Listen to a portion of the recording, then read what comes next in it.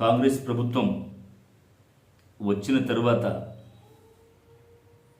నిరుద్యోగుల గురించి అన్ని విధాలా పట్టించుకొని ఖచ్చితంగా నిరుద్యోగ సమస్యలు పరిష్కరిస్తుందని చెప్పి నిరుద్యోగులు చాలా ఆశపడ్డారు. కానీ వాళ్ళ ఆశలు అడియాశలయ్యాయి. మరి ఏదైతే తెలంగాణ ప్రభుత్వం ఉన్నప్పుడు, బీఆర్ఎస్ ప్రభుత్వం ఉన్నప్పుడు కాంగ్రెస్ వారు చేసినటువంటి యొక్క ధర్నాలు కానివ్వండి, ఉద్యమాలు కానివ్వండి, నిరుద్యోగులకు ఇచ్చినటువంటి సపోర్ట్ కానివ్వండి, ఈరోజు ఉన్నటువంటి యొక్క ముఖ్యమంత్రి ఆ రోజు అందరు విద్యార్థుల మీ యొక్క సంబంధించిన సమస్యలన్నీ నేను తీరుస్తాను, ఖచ్చితంగా మీ అందరికీ మీ తోడ్పాటుకుంటాను, నిరుద్యోగులే మా ఎజెండా, మా జెండా కూడా అదే, నిరుద్యోగుల సంబంధమైన ప్రతి ఒక్క విద్యార్థి మీరు నాతో కదిలి వస్తే నేను దేనికైనా సిద్ధం, ఈ ప్రభుత్వాన్ని ఖచ్చితంగా మనం దింపేద్దాం, ఇంటికి పంపిద్దాం, నిరుద్యోగుల సమస్యలు ఉద్యోగాలు వేసుకుందాం, సంవత్సరానికి 2 లక్షల ఉద్యోగాలు వేద్దాం, మీ ఇంటి నుంచి ప్రతి ఒక్కరు మీ నిరుద్యోగులు కానివ్వండి, విద్యార్థులు కానివ్వండి, మీ ఇంట్లో ప్రతి ఒక్కరు ఒక్కొక్కరు 10 ఓట్లు వేయాలని చెప్పి ఆనాటి పిసిసి అధ్యక్షులు ఈనాటి ముఖ్యమంత్రి గారు అన్నాడు. మరి ఎటుపోయిందండి? ఈరోజు సరే ఏ ప్రభుత్వమైనా ప్రజలకు మంచి చేయాలనుకుంటుంది, కానీ గత ప్రభుత్వం మీద కక్ష పెట్టుకొని ఈ విద్యార్థుల మీద వృత్తిట్లండి, అది కరెక్ట్ కాదు. ముఖ్యమంత్రి గారు, మీరు ఒక్కసారి ఏదైతే మీరు గతంలో ఉన్నటువంటి యొక్క మాటలు గుర్తు తెచ్చుకోండి. పిసిసి అధ్యక్షుడిగా ఉన్నప్పుడు నిరుద్యోగుల పట్ల మీరు అన్నటువంటి యొక్క మాటలు ఒకసారి రివైండ్ చేసుకోండి.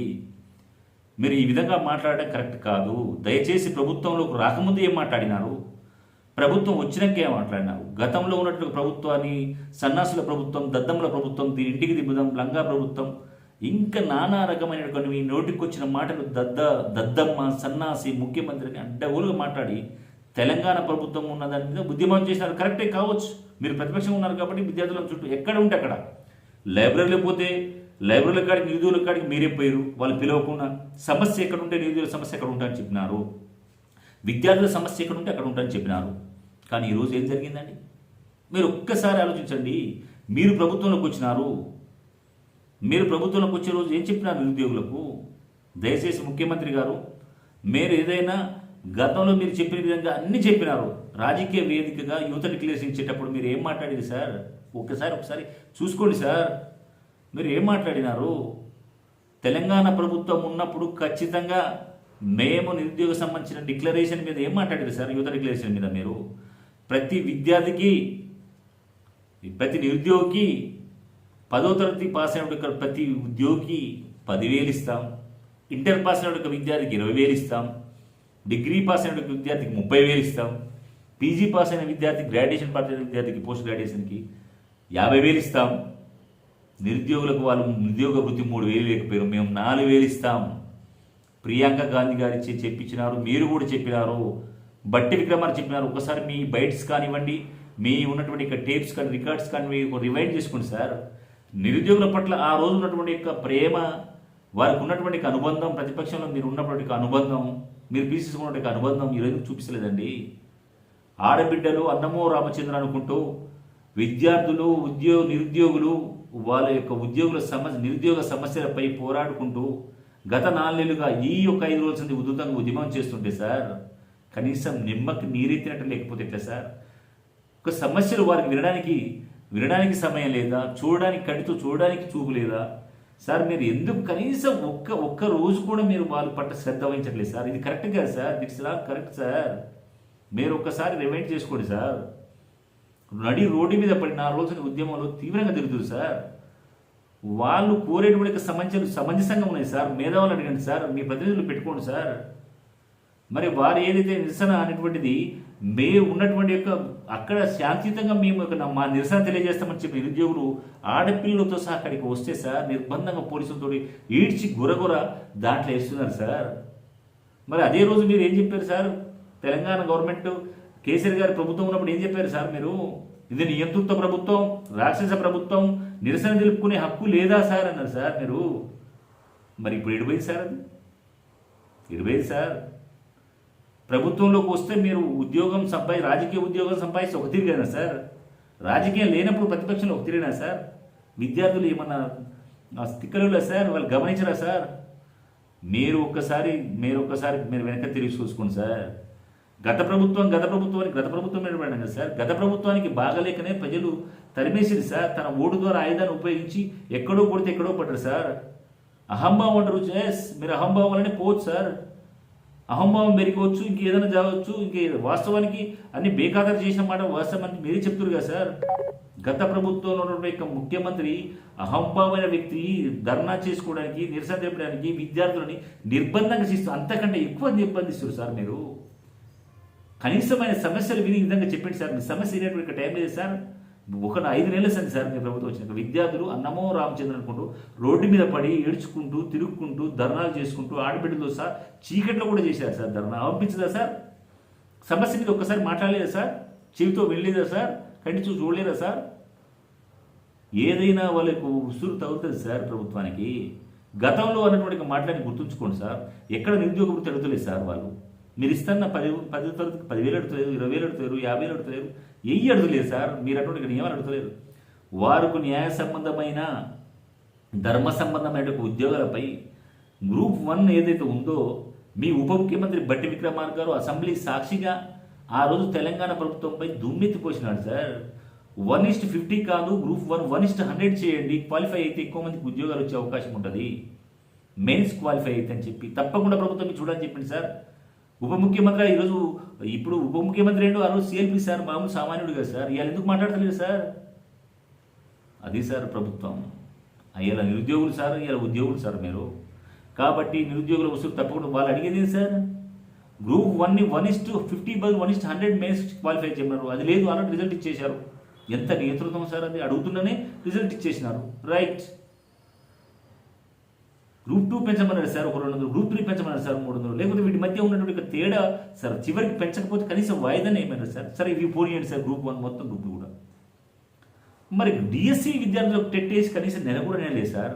టెట్ క్వాలిఫై అయ్యేది ఎందుకు సార్? డిఎస్సి రాసుకోవడానికి. డిఎస్సి రాసుకోవడానికి తగిన సమయం ఇవ్వాలి కదా సార్. ఇవ్వట్లే ముఖ్యమంత్రి గారు. మీరు ఎంత నియంత్రితంగా వ్యవహరిస్తుంది సార్ మీరు విద్యార్థుల పాశవికంగా కర్కశంగా. కేసీఆర్ గారి కంటే ఎక్కువ నియంత్రితంగా వ్యవహరిస్తుంది సార్. 7 నెలలున్నాయి సార్. ఇది ఇంతవరకు correct. This not correct sir. That's not correct sir. మీరు ఒక్కసారి సరి చేసుకోండి సార్. ఈ నిరుద్యోగుల ఆగ్రహానికి తప్పకుండా గురిగాక తప్పదు సార్. మీరు ఎక్కడైనా కానీ మీరు గుర్తుంచుకోండి. గ్రూప్ 1 1:100 ఇవ్వరు, గ్రూప్ 2 పెంచరు, గ్రూప్ 3 పెంచరు, గ్రూప్ 2 గ్రూప్ 3 వాయిదా ఇవ్వరు. Right sir. లేకపోతే లాస్ట్ విద్యార్థులు అడిగేది సార్ టెట్ రాసింది ఏమిటి సార్? డిఎస్సికి క్వాలిఫై కావడానికి టెట్ రాశారు సార్. టెట్ క్వాలిఫై అయిన తర్వాత ఎగ్జామ్ రాయాలంటే కనీసం 3 నెలలు ఉండాలి సార్. రూల్ ప్రకారంగా ఉండట్లేదు. మరి మీరు కనీసం డిఎస్సికి వాళ్ళు 3 నెలలు అడిగితే 90 రోజులు అడిగింది సార్. మీరు ఒక ప్రెస్ మీట్ పెట్టి సమయాన్ని పొడిగించలేరా సార్? వాళ్ళు 3 నెలలు అడిగితే కనీసం 2 నెలలు ఇవ్వండి సార్, లేదా 40 డేస్ ఇవ్వండి సార్. మాట్లాడితే తిరగలేదు సార్. నిరుద్యోగులు అప్పుడు దేవుడు సార్ మీకు ప్రతిపక్షంలో ఉన్నప్పుడు. ఇప్పుడు మీకు రాసేస్ లేదా సార్? ముఖ్యమంత్రి గారు మీరు ఒకటి గుర్తుంచుకోండి. తెలంగాణ ప్రభుత్వం ప్రవేశపెట్టినట్టుగా గ్రూపు 10,000 ఉద్యోగాలని, టీచర్ ఉద్యోగాలని మీరు నోటిఫికేషన్ వేసింది తెలంగాణ ప్రభుత్వం, ఎగ్జామ్ పెట్టింది తెలంగాణ ప్రభుత్వం, రిజల్ట్ ఇచ్చింది తెలంగాణ ప్రభుత్వం. మీరేం చేశారని నియామక పత్రాలు ఇచ్చారు. మరి నియామక పత్రాలు ఎప్పుడు ఇచ్చారంటే మీరు ఫిబ్రవరిలో ఇచ్చారు. ఫిబ్రవరిలో ఇస్తే కనీసం ఇప్పటిదాకా వాళ్ళకి అపాయింట్మెంట్ నియామకం లేదు సార్. పత్రాలు ఇచ్చారు కానీ ఎక్కడ కూడా ప్లేస్మెంట్స్ లేదు. మరి అది చేయడానికి 5 నెలలు పట్టింది సార్. మీరు ప్రభుత్వంలో అధికారంకి వచ్చి 7 నెలలు సార్. మీరు నిన్న విద్యార్థులకు కనీసం మాట్లాడలేక ఇన్ని రోజులు ఛానల్లో యూట్యూబ్స్లో అందరు నిరుద్యోగుల ఆవేదన, ఆడపిల్లల ఆవేదన, ఒక 10,000 మంది ధర్నాలు చేస్తుంటే, నిరసన శాంతియుతంగా తెలియజేస్తుంటే పోలీసులతో ఈడ్చుకెళ్ళటమే కాకుండా రాజకీయ వేదిక చేసుకొని మీ సొంత జిల్లాలోకి పోయి సార్ మీరు ఏం మాట్లాడారు సార్? రాజకీయం ఉన్నటువంటి ఈ రాజకీయ నాయకులు, ప్రతిపక్ష నాయకులు, బీఆర్ఎస్ వాళ్ళు, ఇతరుల వాళ్ళందరూ మీరు నిరుద్యోగులను ట్రాప్లో పడేశారా? మరి వీళ్ళు ట్రాప్లో పడేస్తే మీరు గతంలో తెలంగాణ ప్రభుత్వం ఉన్నప్పుడు మీరు వచ్చి అన్ని లైబ్రరీలో కానివ్వండి, ప్రెస్ క్లబ్లో కానివ్వండి, ఎక్కడ నిరుద్యోగులు ఉంటే అక్కడికి వచ్చారు. మీరేం చేశారు సార్ ఆ రోజు? మీరు సపోర్ట్ చేయలేదా? మీరు ఉద్యమాలు చేయలేదా? మీరు ఇష్టం వచ్చినట్టు తిట్టలేదా తెలంగాణ ప్రభుత్వాన్ని? మరి ఇప్పుడు అధికారంలోకి వచ్చాక మీరు చేసిందే సార్ అదే చేస్తారు. మీరు బరాబర్ అదే చేస్తారు సార్. అంతకంటే ఎక్కువ చేస్తారు సార్ మీరు. నిన్న ఏం మాట్లాడారు సార్ మహబూబ్నగర్లో? డిఎస్సి చదువురాని చదువుకున్న దద్దమ్మలు, సన్నాసులు, దాని వెనక ఉన్నటువంటి రాజకీయ సన్నాసులు, చదువుకు చేతగాని సన్నాసులు, దద్దమ్మలు కృత్రిమ ఉద్యమం చేస్తున్నారు. కృత్రిమ ఉద్యమం చేస్తున్నారా సార్? అవపడతలేదు సార్ మీరు. కృత్రిమ ఉద్యమం సార్ అది? పెయిడ్ ఆర్టిస్టులా సార్ అవి? కోచింగ్ సెంటర్ల కోసం ఎవరైనా ఉద్యోగాలు వాయిదా వేయమన్నారా సార్? మీకు సమస్య తెరవట్లేదా సార్? అంతే సార్, మీరు అధికారంలోకి వచ్చారు కదా sir. This is not correct sir. మీరు ఏం చెప్పారు సార్? వాళ్ళు అడిగేది ఏం లేదు సార్. గొంతమ్మ కోరికలు కాదు సార్. మీరు నిరుద్యోగ ఇస్తాను బృతి కాదు సార్. 10,000 కాదు సార్. 10వ తరగతికి 10,000, ఇంటర్కి 20,000, 30,000, 50,000 ఏమడతలేదు సార్. మీరు ఇచ్చిన హామీలలో ఏమడతలేదు సార్. కనీసం కేవలం డిఎస్సికి ఒక 90 రోజులు లేదా 3 నెలలు లేదా 2 నెలలు ఇవ్వమంటారు సార్. మీరు 2 నెలలు ఇస్తారా, 40 రోజులు ఇస్తారా? కనీసం వాళ్ళకి సమయం పెంచండి సార్. పరీక్షకు మధ్య తేడా పెంచండి సార్. ముఖ్యమంత్రి గారు, మీరు దయచేసి వినండి సార్. మీరు పక్కన ఉన్న ప్రభుత్వం చంద్రబాబు గారితో ప్రజెంట్గా అయినటువంటి ఆంధ్ర తాజా ముఖ్యమంత్రి గారు చంద్రబాబు నాయుడు గారితో పోటీ పడుతున్నారు సార్ పరిపాలనలో. మరి వారు ఒకసారి తమ సంతకం పెట్టి గ్రూపు అది టీచర్స్ పోస్టులు డిఎస్సిని మెగా డిఎస్సి చేశారు సార్. టెట్ ఒకసారి నిర్వహించిన తర్వాత మళ్ళీ నిర్వహించడానికి విద్యార్థుల కోసం కనీసం 3 నెలలు టెట్కు 3 నెలలు, డిఎస్సికి 3 నెలలు టైం ఇచ్చాడు సార్. మరి మీరు ఇవ్వకూడదా సార్? అక్కడ లేవా సార్ నిబంధనలు? అక్కడ విద్యార్థులు ఖరాబ్ కావట్లేదా సార్? మీరు డిఎస్సికి విద్యార్థులకు సమయం ఇస్తే ఖరాబ్ అవుతారా సార్? రోడ్డున పడతారు సార్ విద్యార్థులు. టైం పెంచిన విద్యార్థులు పడతారు సార్. ఇప్పుడు మీరు పెంచకపోతే రోడ్డు మీద పడతారు సార్ విద్యార్థులు. 10 రోజులు 20 రోజులు ఏం చదువుతారు సార్? కనీసం టెట్ పెట్టేది సార్ 1 నెల కూడా కాలేదు సార్. డిఎస్సి క్వాలిఫై అవ్వడానికి, డిఎస్సి రాయడానికి టెట్ పెట్టారు సార్. టెట్ క్వాలిఫై అయిన వాళ్ళు ఎప్పుడు చదవాలి సార్? ఇప్పుడు చదవాలి సార్. కనీసం 3 నెలల సమయం ఉండాలి సార్. మీరు ఇట్లా మాట్లాడడం కరెక్ట్ కాదు సార్. మీరు కానివ్వండి, మీ బల్మూరు వెంకట్ కానివ్వండి, ఇక ఆయన ఏమనంటే బల్మూరు వెంకట్ గారు అసలు సమస్య విద్యార్థుల సమస్య ఏముందని మీరు ఎట్లా గ్రూప్ 1 పెంచరు, గ్రూప్ 1:100 చేయలేరని తెలిసిపోయింది, గ్రూప్ 2 చేయలేరని తెలిసిపోయింది, గ్రూప్ 3 పెంచలేరని తెలిపోయింది. కనీసం సమయం కూడా ఇవ్వరు గ్రూప్ 2కి. డిఎస్సి కానీ ఇవ్వండి సార్, కనీసం ఒక 40 డేస్ ఇవ్వండి. మీ బల్మూరు వెంకట్ ఎక్కడ పోయింది సార్? విద్యార్థి నాయకుడు అని విద్యార్థుల పట్ల గతంలో మీరందరూ కలిసి చేస్తేనే కదా సార్ ఇలా ఉద్యోగం ఇచ్చింది ఆయనకి, ఎమ్మెల్సీ ఉద్యోగం. విద్యార్థి నాయకుడిగా సార్ ఎట్లా ఇస్తారు సార్? ఉద్యమం చేస్తేనే కదా సార్ ఇచ్చింది. ఇలా ఉద్యమాలు చేయడం అంటే కృత్రిమ ఉద్యోగం అంటే ఆ రోజు మీరు కృత్రిమ ఉద్యోగాలు చేశారా సార్? కోదండరామ్ గారు ఎడిపోయినరు, ఇప్పుడు తిరుమలమల్లని గారు ఎడిపోయారు. వీళ్ళందరికీ ఉద్యోగాలు ఇచ్చారు కదా సార్. మరి ఇక్కడ ఉద్యమం చేస్తేనే కదా సార్. మరి ఇప్పుడు చేస్తే కృత్రిమ ఉద్యమం, ఆ రోజు ఏమన్నారు సార్ దాన్ని మీరు చేసిన ఉద్యమాన్ని? అంతే సార్. మీరు ఏదైనా విషయాన్ని ఇప్పటికైనా తెలుసుకోండి సార్. నిరుద్యోగుల ఆగ్రహానికి గురికాక తప్పదు. తప్పకుండా మీరు డిఎస్సి యొక్క సమయాన్ని పెంచకపోతే, పరీక్షని పోస్ట్ పోన్ చేయకపోతే, పరీక్ష సమయాన్ని ఇవ్వకపోతే ఒక ప్రెస్ మీట్ పెట్టండి. మీకు ఇష్టం వచ్చిన సమయాన్ని ఒక 2 నెలలు ఇవ్వండి సార్. వాళ్ళు ఇచ్చిన 3 నెలలు సగం చేయండి సార్. ఖచ్చితంగా నిరుద్యోగులకు ఆగ్రహానికి గురికాక తప్పదు. ఇది రాక్షస నియంత్రిత ప్రభుత్వ వింత పోగొళ్లకు దారితీస్తుంది. మీరే అన్నారు సార్ కేసీఆర్ గారు అహంభావం అని. అంతకన్నా ఎక్కువ అహంభావం 5-7 నెలలే ప్రవర్తిస్తున్నారు సార్. ఇది కరెక్ట్ కాదు సార్.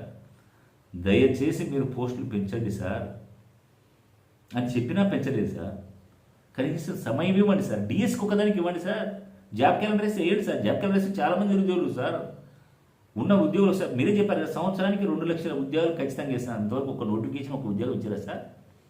7 నెలల్లో ఏలేంది మీరు సంవత్సరంలో 2 లక్షల ఉద్యోగాలు చేయగలుగుతారా సార్? మీ మాట మీరు ఒకసారి చూసుకోండి సార్. దయచేసి సార్, మీరు ఈ విధంగా చేసి నియంత్రణతో పోకడని పోతే, విద్యార్థులు నిరుద్యోగులు పట్టించుకోకపోతే, అన్ని రాజకీయ పక్షాలు ఏకమై ధర్నా చేస్తే రాష్ట్రం యొక్క అగ్ని గోళమవుతుంది. రాష్ట్ర యొక్క భవిష్యత్తు ఇబ్బందికర పరిస్థితులు, లా అండ్ ఆర్డర్ సమస్య వస్తుంది సార్. దయచేసి మీరు ఒక్కసారి ఆలోచించి ఆ ఉన్న డిఎస్సిని వాయిదా వేయమని చెప్తున్నారు సార్.